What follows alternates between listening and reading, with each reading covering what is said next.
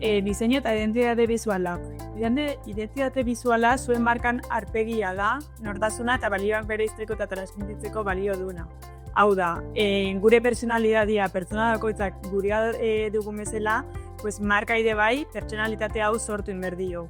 Hortako dakau, izango gana, funtsezko elementu grafiko batzuk, ez baino lehenuo logotipoa, non izango litzakeen gure arpegia bezala, simbolo eta irudi nagusi bezala ikusiko benuke. Gero dakau, tipografia, non hemen barru tono bat, estiloa, egia da, barietate pila dazkaula, eta hemen barrun, aukeratzeko momentun de bai, pertsonalitate horrekin batera datoren tipografia bat aukeratu beko benukela.